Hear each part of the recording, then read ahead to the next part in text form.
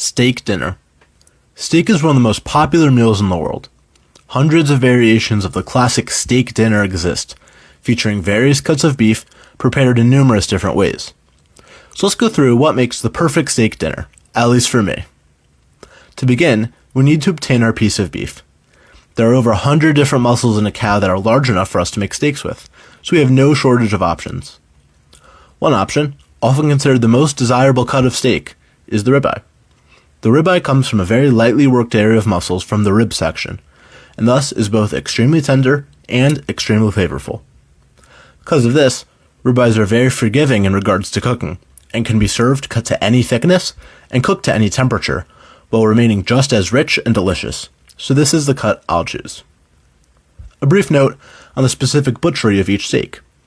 Ribeyes can be cut to varying thicknesses, and the extra fat on the outside of them can be either trimmed or left on. So what's best for your steak? Well, in terms of thickness, a study by Kurth et al. Found that thicker steaks with longer cooking times produced more byproducts of Maillard reactions, which are what cause a crust to form in cooking. So, if you want a nice even crust on your steak, a slightly thicker steak might be the way to go. In terms of fat on the outside of your steak, a study by Lopez Campos et al. Tested ribeyes with and without the external fat removed, and found that the steaks without the fat removed had slightly improved juiciness, flavor, and texture. This suggests that leaving at least some fat on the steak is best. So now that we have our piece of raw beef trimmed to our liking, it's time to cook it. While there are many different ways to cook steak, I prefer pan-searing my steak. To do this, I first sear my steak in the skillet until a nice crust is formed. Then I take it out and let it rest. Next, I'll put the steak back in on low heat with some butter and baste the steak.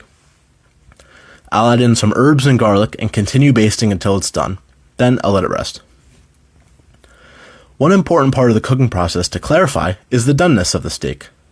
Some people will look at a rare steak and claim it's raw inside and isn't safe to eat, as there could be harmful bacteria in it. Well, the research shows differently. A study by Schwartz et al. Looked at Shiga toxin producing E. coli cells in steaks.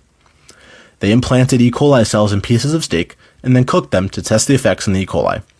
They found that cooking the pieces at least 3 minutes per side was enough to kill any traceable amount of E. coli. Even rare steaks should be longer than 3 minutes per side to reach full temperature, so any doneness of steak should be safe to eat, and it's just a matter of preference. I prefer my steak on the rare side. Now, let's assemble our steak dinner. In terms of sides, nothing beats potatoes to go with steak. I like some crispy roasted potatoes with mine. A green vegetable works great to cut the richness of the steak. My favorite is asparagus sautéed with butter and garlic. Then another great addition is some fried onions to go on top of the steak. So our dinner is now complete. It will go well with some red wine, and most importantly, it's best enjoyed when sitting with family on a Friday night, getting to relax after a long week, and talking with those you love most. I hope you enjoy.